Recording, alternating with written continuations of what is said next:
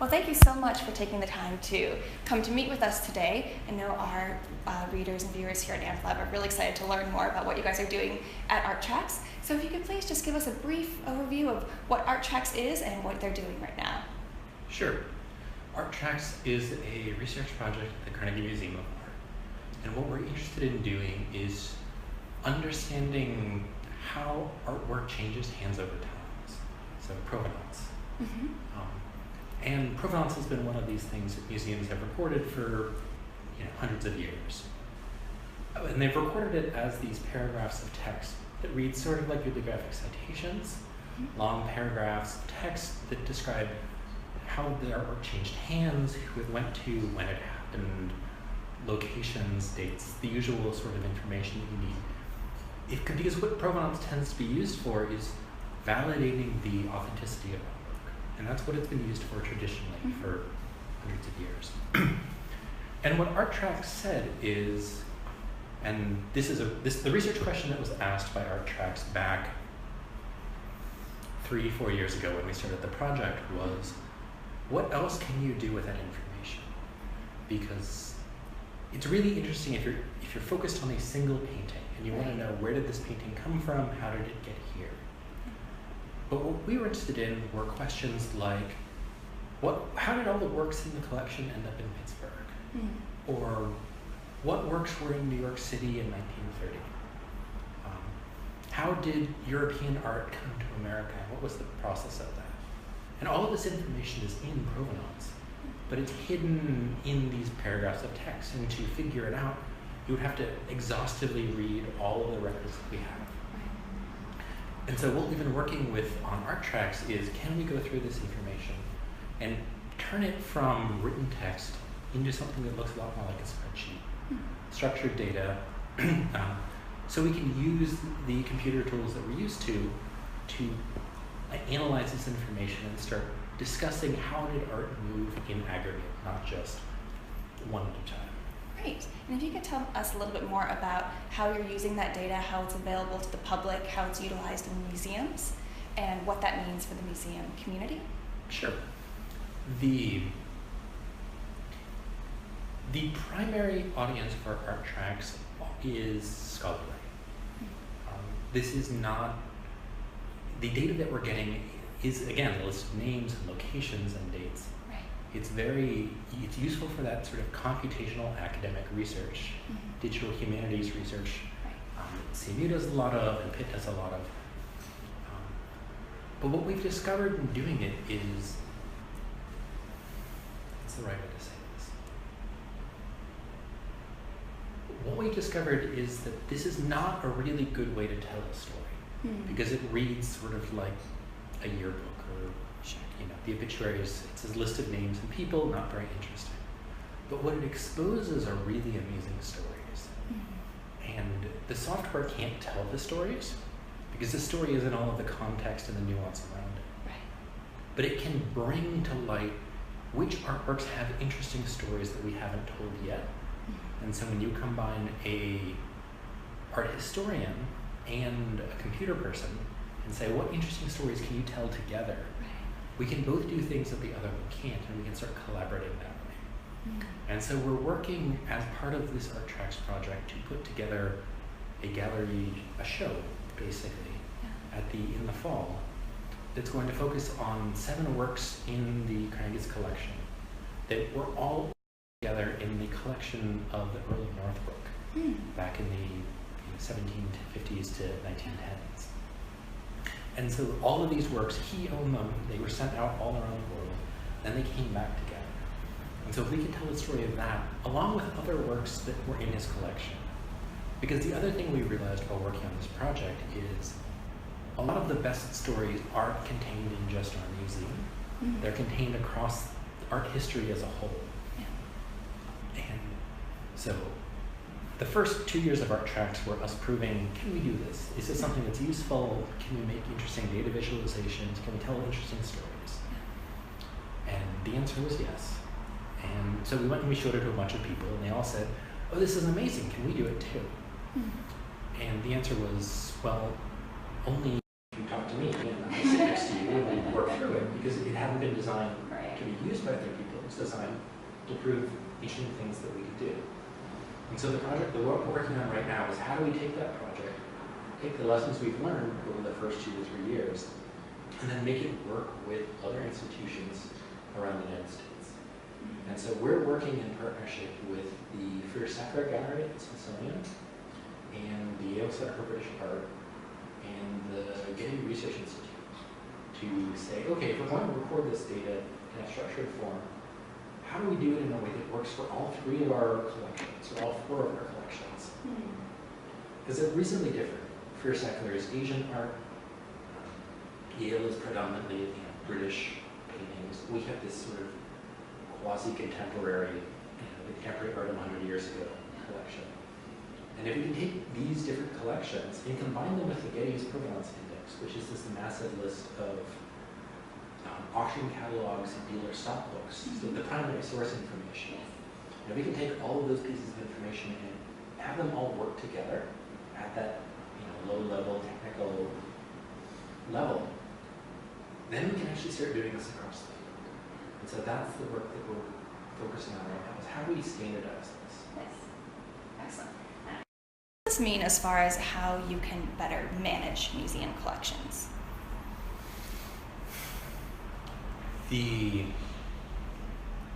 One of the major areas where this is useful internally for the museum is around this idea of Nazi era provenance, which is a huge issue in American museums. And I'm not the expert here, but my understanding is that in the late 90s, the accreditation laws for American museums changed. You now have to, in order to maintain your accreditation as a museum, you have to publish a list of all of the works in your collection that have problematic provenance, which doesn't necessarily mean that they were stolen works. They just mean that you can't prove that they were not stolen. And so anything that had a transaction in Europe during World War II, anything with a gap in your knowledge of where it was in World War II, you have to publish it. And so the Carnegie did this, and it took about 3 to 6 months of someone working on it to go through all of these records, make a list of all of the things that they had, and publish it. And we did it when the requirements changed. But we don't regularly update it because if you have to redo that every 6 months, and I mean, we're constantly researching these works, we're constantly learning new things, but we don't have built into that this continual review of that list of things that we publish. Some things go off the list, some works we've acquired since then. And so one of the benefits of ArtTracks with this structured data is it takes it from being something that you have to read every record to now we just write a search. And so we can just say, okay, bring back all the works that have a gap or have a transaction in Europe. And so we spent a long time proving that that works, and it worked. It was nice because we have the list that we did by hand, and we have the list the computer brought in. And we can set them next to each other at the curators and say, okay, these 70 records, they disagreed. Tell me why they disagreed. And we've learned that of the 70 records, only 3 of them, the computer and the curator disagreed whether or not it should be wrong. Of those 77, all the rest of them were actually things that had either we'd done enough research that we now knew where they were, or we hadn't done enough research before, and so they had not gotten on the list that they deserved to be. So it's things like that. It's that automation. Because I can't automate the research. I can't automate that hard work of reading books, learning things, understanding the history of these movements. What I can automate are the really boring tasks of scrolling through index cards or writing down notes to yourself. And that's where this gets really useful, is that computer technology and automation helps speed up the boring parts so that the experts have more time to be experts. Have you had any sort of unexpected challenges or discoveries as you've gone through the process with ArtTracks? One of the things I didn't anticipate was how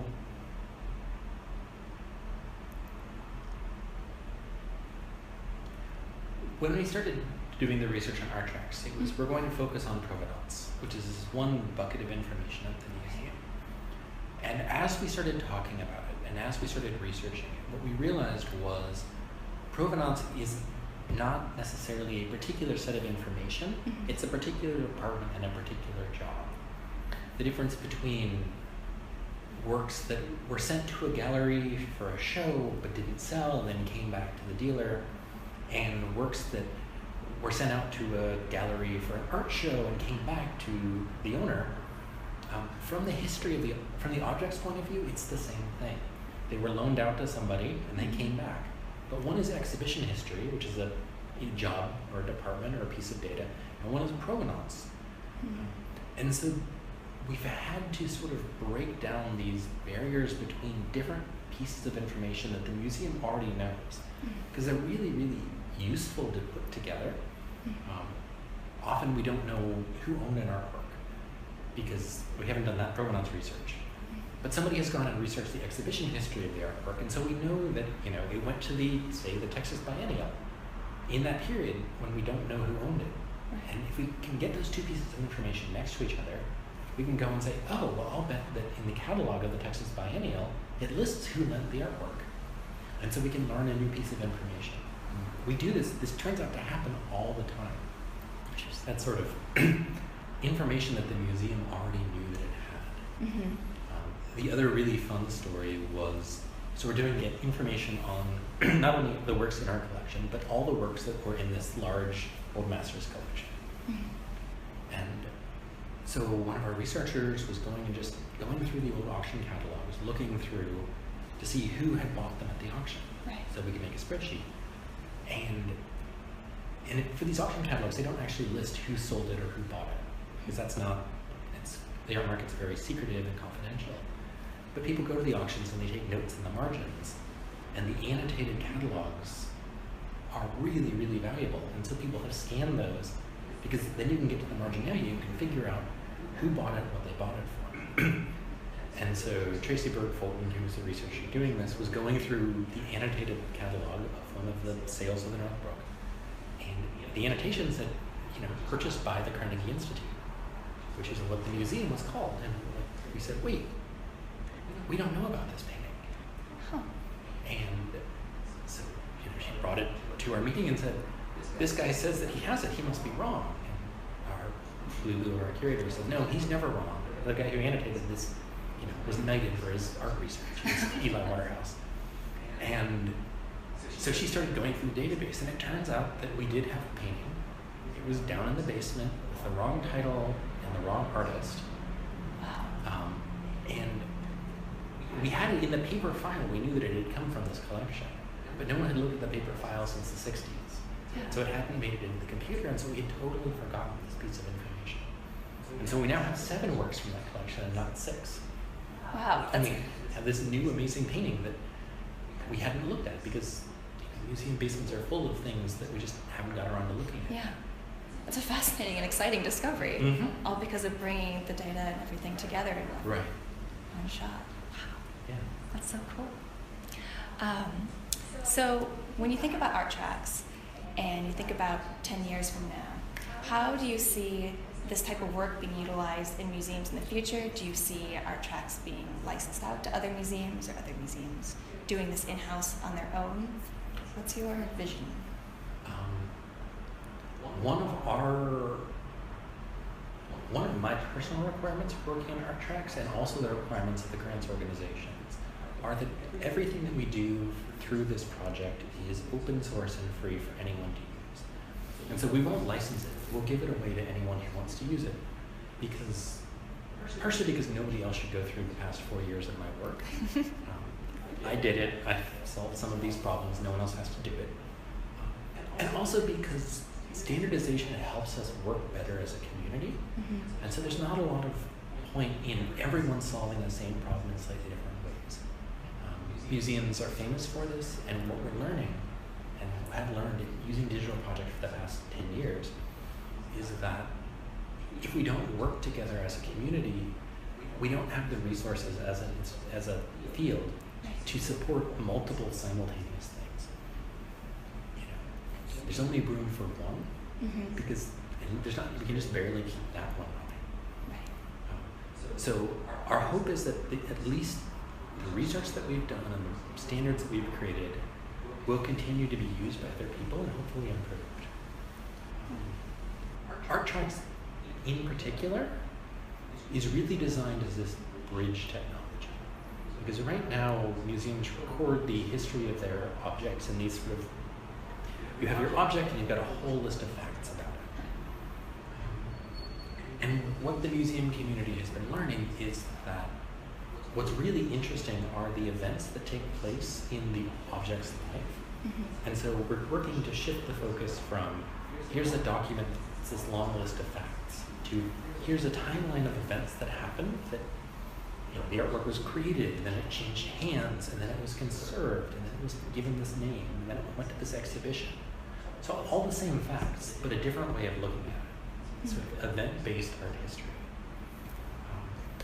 And my guess is that in 10 years, that will be the model that museums use to research and catalog their collections. And so what Art Tracks is trying to do is we can't replace all the museum's technology in this one single push. And so, but can we build a system that will let us get halfway there? Make it so that when we take that next step, we don't have to go and redo everything. We can do it slowly through the systems that we already have. So my hope is that in 10 years we're not using Art Tracks anymore, that we've moved on to something that's designed to do this natively. But that Art Tracks was a tool to help us get there without causing enormous headache. Wonderful. Well, thank you very much for speaking with us today. We appreciate you taking the time out of your day to tell us a little bit more about Art Tracks and what it can do. Thank you so much. This was a wonderful pleasure.